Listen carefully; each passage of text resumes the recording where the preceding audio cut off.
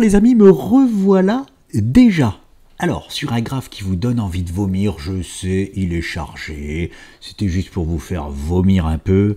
Je vais tout de suite en daily. Alors, je vais revenir vite fait, c'est surtout une vidéo pour l'euro-dollar. Je vais revenir vite fait sur le Bitcoin parce qu'il se passe quelque chose d'intéressant. Le week-end vient à peine de commencer. Mais, vous vous souvenez de ma vidéo quand on était là-bas? Ne mettez pas la charrue avant les bœufs, les baissiers. Ici, c'est à moi-même que je dis, ne mets pas, Nicolas, la charrue avant les bœufs. Hein, et vous non plus, les amis. Donc, sur les futurs, il faut savoir que j'adore le move actuel parce que même si ici, ça ne se voit pas, sur les futurs, si on ouvre lundi sur ces niveaux-là, on a une rupture, comme je vous le disais, avec un gap haussier de la figure.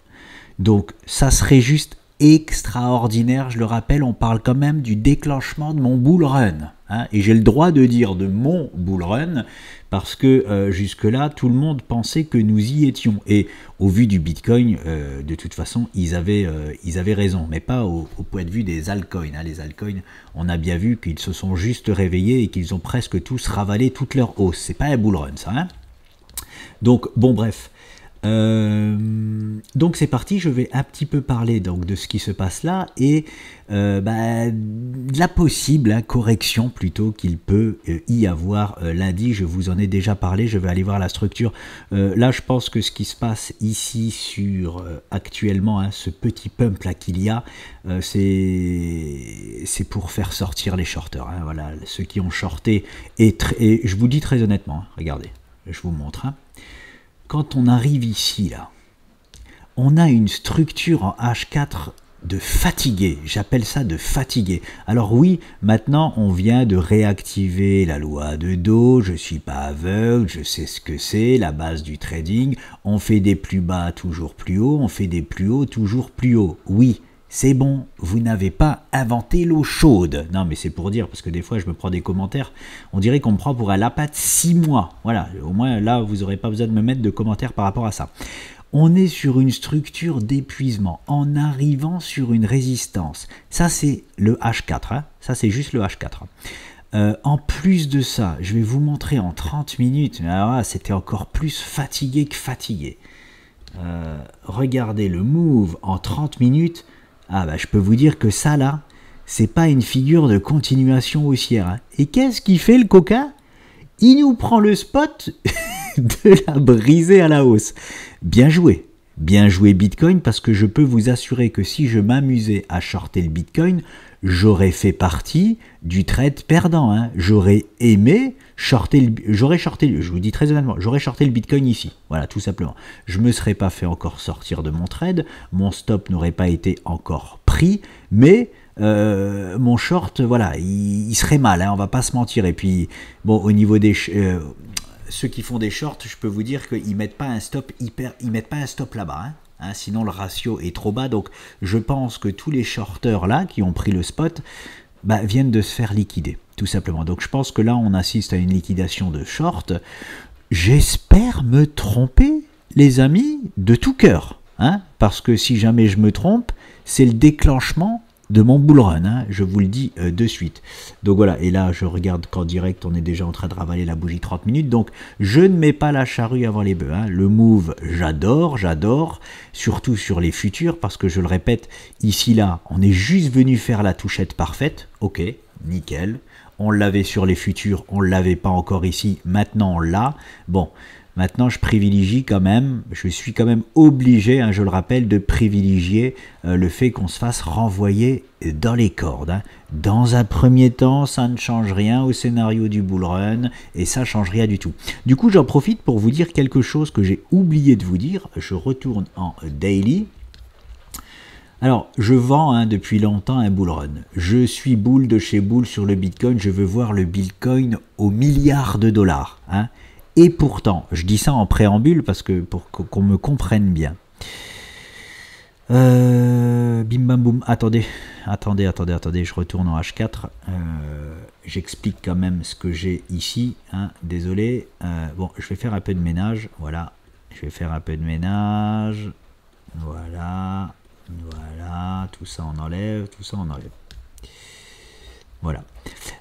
J'ai mis ce canal là juste pour comprendre le move actuel. Hein. On était dans un canal hein, et je le garde. Je le garde parce que on peut se faire, même si on décide de péter à la hausse, le canal peut nous servir dans un premier temps pour faire un pullback. Ne l'oubliez pas. Le pullback se passera dans 40% des cas, c'est pas rien. Je garde ce canal là, mais il est un peu en retrait. Hein. La figure hein, actuellement que nous avons, c'est celle-ci. Hop, je le mets en plus gros avec ce support. Voilà. Donc on garde ça en tête. C'est des figures qui se cassent plus souvent du côté horizontal, hein, voilà, à la baisse. Donc on est boule, je pose même pas les objectifs de ça, on verra ça ultérieurement si la figure se valide ou pas, mais elle est belle, elle est très très belle. Une variation 2, 3, 4 et des vraies variations. Hein. On n'est pas en train de, on y va timidement, on latéralise, non, non, on a de très belles variations, donc la figure, on la prend en considération. C'est pour ça que on peut très bien, même si on sort à la hausse, s'en servir ici pour caler. Hein, et soit refaire un pullback ici, soit carrément réintégrer la figure. Le top du top, je vous le dis déjà, ce serait de ne pas retrouver ce niveau-là. Voilà. Hein, et tant qu'on reste au-dessus de ce niveau-là, on reste haussier en H4 daily. Si on vient faire un plus bas, on peut même venir ici, mais il ne faut même pas qu'on mèche un tout petit peu en dessous. Hein, sinon, on risque d'alterner la tendance. Et encore pire, si on casse la figure là à la baisse, ben, on se fait renvoyer dans les cordes plus bas. Voilà. L'idéal de cette figure là ce serait vraiment, je reprends mon pinceau, de faire, même si on réintègre la figure, c'est pas grave, mais de faire une semi-rotation pour finalement nous casser réellement ce canal à la hausse et après on verra faire un vrai pullback parce que ça c'est qu'un pullback H4, ce n'est pas la bonne time frame, je le rappelle, c'est pas la bonne unité de temps, voilà, je vais le dire en français, hein, ça c'est pas un pullback de la vraie structure, c'est juste un petit truc en H4, la structure je le rappelle elle est en hebdomadaire, donc il nous faut un pullback en daily et pas en H4. Hein. Un vrai pullback en daily, ça va être un move à peu près comme ça. On y reviendra, nous avons le temps. On va déjà voir ce qui se passe, comment le week-end se finit. Hein, et comment on ouvre dans la nuit de dimanche à lundi. Je vais faire nuit blanche, je vous l'assure. Bon, à moins que je vois qu'il a tout ravalé et que finalement, oui, il nous propose bien la correction, j'irai me coucher, mais je vais pas me coucher avant 1h du matin, dimanche soir, je vais pas me coucher avant 1h du matin, je vous le dis. Hein. Ça, c'est clair et net. Donc, voilà, c'était juste pour vous présenter donc cette structure, et c'est tout. Donc, je retourne, oui, voilà. Donc, je veux un Bitcoin, j'aimerais un Bitcoin aux milliards de dollars, bien évidemment, mais j'aimerais, je préférerais qu'on reste encore dans cette structure-là. Et je vais le mettre ici, hop, je vais faire un rectangle. Donc on est bien dans le rectangle là où on devait caler. Hein. On va voir maintenant si on continue à caler. Hein. Je vais l'enlever, voilà, ça va nous faire un peu de place. On est revenu parfaitement faire la touchette sur la figure jaune. J'aimerais qu'on reste là. Bah, ou même là, tiens. Moins il y a de volatilité, mieux c'est. Mais je vais quand même mettre mon rectangle comme ça parce que nous avons... Je vais vous dire pourquoi. Hop. Hop, voilà. Je vais le mettre comme ça. J'aimerais qu'on reste là pendant... Là, on est en daily. 2-3 semaines. Oui, je sais, c'est bizarre ce que je dis, j'adorerais ça. Pourquoi? Parce que j'aimerais, je vais simuler les bandes de Bollinger, ici, là. J'aimerais, hop, bon, il faut que je les mette en bleu, J'aimerais ça. Hop, et ça. Voilà, j'aimerais une structure comme celle-ci, les amis. Pourquoi? Comme je dis et je le répète, pour accumuler de la puissance avant d'y aller. Parce que, pas de souci, on peut y aller tout de suite, on a déjà les allots. Je replacerai ça parce que là, vous voyez, la structure, elle a un petit peu baissé, donc ça, il faudra le mettre au point de cassure. Donc l'objectif, hop, je le mets déjà, il sera un petit peu, voilà, il sera aux 85 000 plutôt que les 86 000. Mais cet objectif-là, il bouge pas, hein. On aura toujours ça, même si on casse tout de suite. Mais j'aimerais aller haut, très haut. Et pour aller très haut, il faut qu'on accumule de la puissance. Là, on a...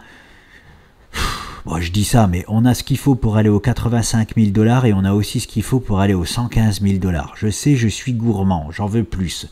Et pour en avoir plus, il me faudrait, voilà, ce genre de pattern ici. Et ça, j'avais oublié de vous le dire, donc je vous le dis, hein, je suis pour me faire renvoyer dans les cordes, hein, et rester dans ce carré rouge, mais pas n'importe comment, hein, je veux pas ça non plus. Hein. Je veux pas ça comme variation. Hein. Voilà. Ça, c'est nul. Hein. J'aimerais, je vais vous montrer exactement les variations. Hein, j'aimerais, bon là, il peut nous décharger. Il peut même faire une grosse décharge, hein, même s'il nous fait une grosse décharge comme ça, hop. Mais après, j'aimerais que ça se calme là. Hop, hop, voilà. J'aimerais que la volatilité se calme avant de breaker ça à la hausse. Et dans l'idéal de l'idéal, j'aimerais qu'on fasse pas de pullback.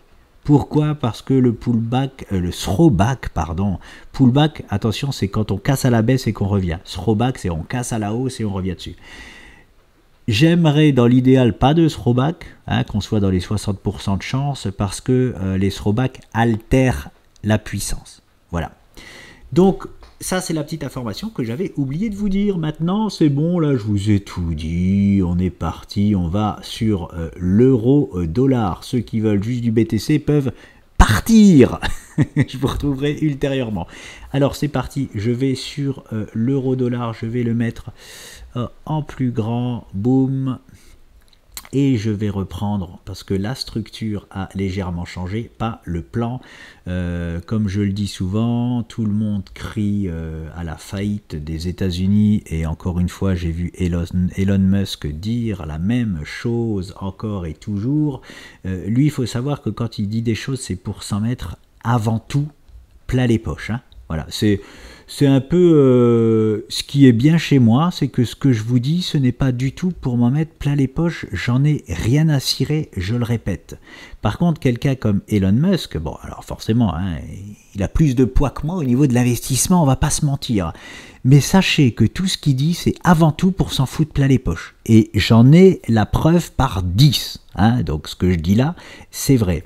Alors, il a encore parlé du dollar qui allait s'effondrer comme tous les catastrophistes de ce monde. Et moi, je tente à vous démontrer à travers les chiffres et pas à travers l'homme qui parle, toujours la même chose, hein, qu'on est ancré dans... Enfin, qu'il faut s'inquiéter pour l'euro et pas pour le dollar. Hein, jusqu'à preuve du contraire. Hein, je suis désolé, c'est comme ça. Là, on est sur du trimestriel en plus. Hein, je ne sais pas si vous vous rendez compte. Déjà, quand on est sur de l'hebdomadaire mensuel, on se trompe très très très rarement. Alors sur du trimestriel, c'est compliqué de se tromper. Hein. Donc, est-ce qu'on a la preuve du contraire sur l'euro-dollar? Est-ce que je peux arrêter de m'en faire pour l'euro? La réponse, elle est non. Hein, pas du tout. Pourquoi? Parce qu'on a tout activé, c'est-à-dire qu'on a cette grosse structure, hein, que nous avions cassée à la baisse, on a fait le pullback, là on parle de pullback, je vais vous montrer les stats derrière et je vais vous rafraîchir la mémoire sur les moves que j'ai fait sur l'euro-dollar. On fait un pullback qu'on devait faire 83% du temps, hein, c'est pour ça forcément que j'ai pris le spot. Moi j'ai passé tout en dollars, hein, à la cassure ici, je suis passé en dollars et quand on a rebondi là, comme on a 83% de chance de faire un pullback, je suis repassé en euros et quand on a fait le pullback ici, je suis encore une fois full dollar. Voilà, je suis repassé full dollar parce que on doit faire cette flèche-là maintenant. C'est-à-dire que l'hécatombe, c'était pas là, ça doit être maintenant. Hein? Quand je dis l'hécatombe, ça prend du temps, n'ayez pas peur, n'allez pas à la banque retirer votre argent, on est en trimestriel les amis, une séance égale 3 mois, on a tout le temps. Et puis, de toute façon, quoi qu'il en soit, si vous avez un compte de trading comme moi, franchement le mieux pour être tranquille, bon, l'idéal de l'idéal, c'est d'avoir tout en francs suisses. Hein, mais c'est un peu chiant le franc suisse parce qu'à chaque fois, je dois rebasculer en dollars, en euros. Ça ne se fait pas automatiquement alors que les euros-dollars, ça se met automatiquement. Si je passe mon compte de trading en dollars, dès que je prends un trade sur le marché français en euros, eh ben, et que je clôture mon trade, automatiquement mon argent va revenir en dollars. Avec le franc suisse, c'est différent.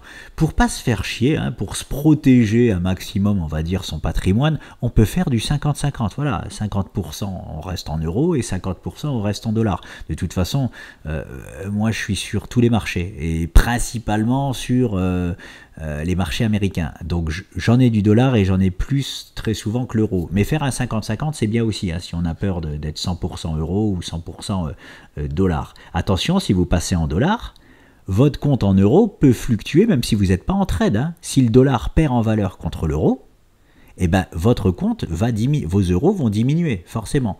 C'est sûr, parce que des fois, les gens ne prennent pas ça en compte. Donc, revenons-en à nos moutons. Pour l'instant, tout est toujours en place pour que l'euro perde de la valeur face au dollar et qu'on retrouve au moins ces niveaux-là. Là. Voilà. Oui, je sais, hein, ils sont pas beaux les niveaux, hein, c'est aux alentours de 0,85, voilà, c'est la grosse zone que j'avais mis là. Hein, on a à peine méché dessus qu'on a fait le pullback. Pardon.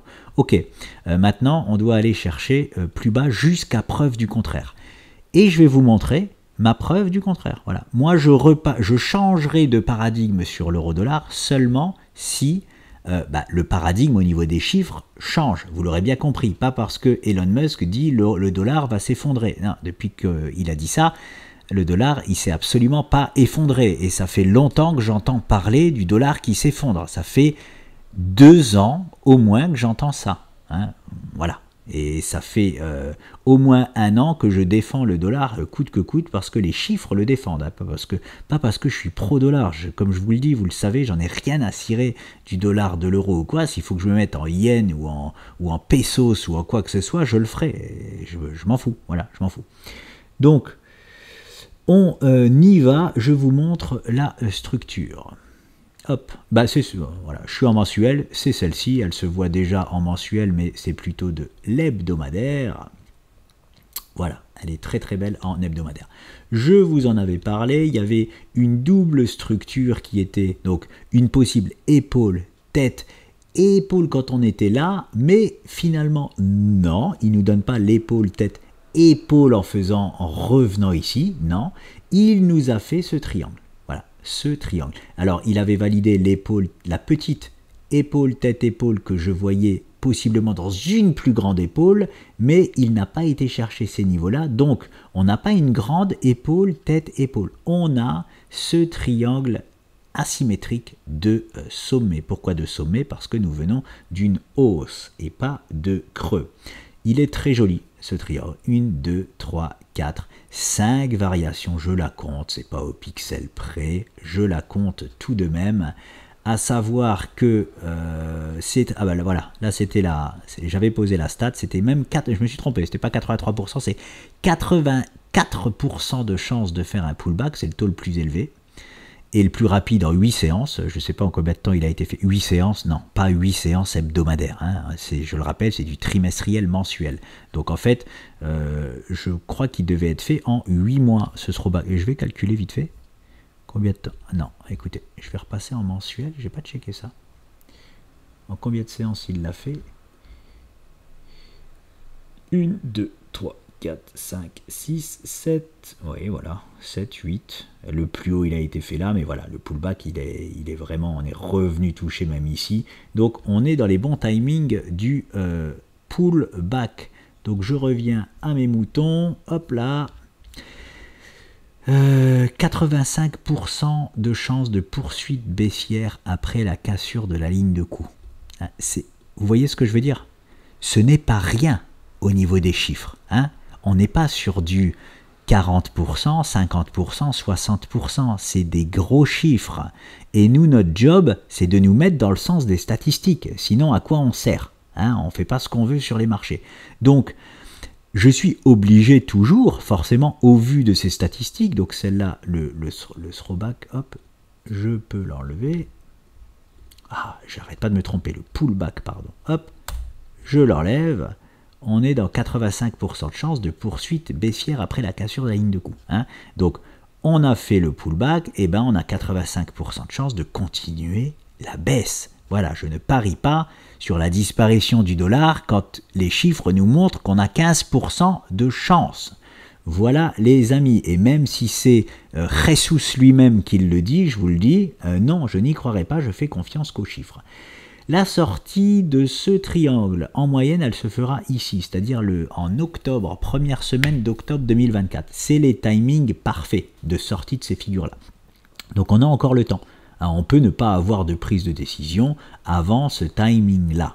C'est pour ça que je vous dis, on a le temps tranquille de voir. Si jamais on commence à nous casser ce triangle à la hausse, est-ce que pour autant je vais tout remettre en question ?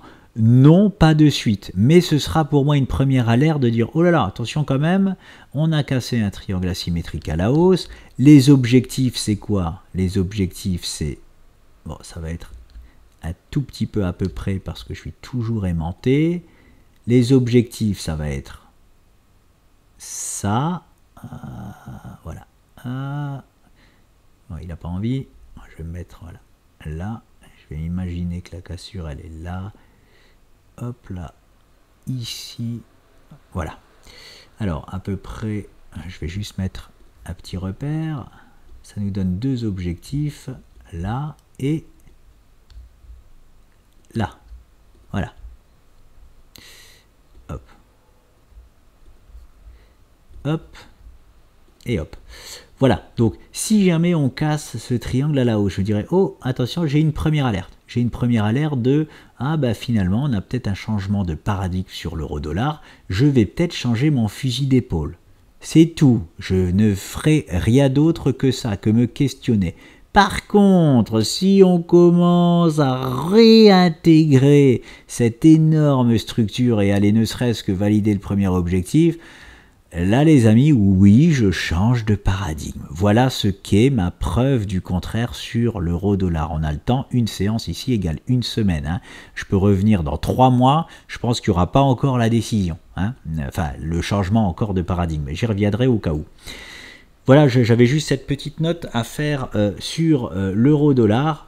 On est baissier jusqu'à preuve du contraire. On peut s'en faire pour le moment, pour l'euro, jusqu'à preuve du contraire, je le répète. Et la preuve du contraire, je viens de vous la montrer en image. Je vous laisse les amis et je vous dis à très vite.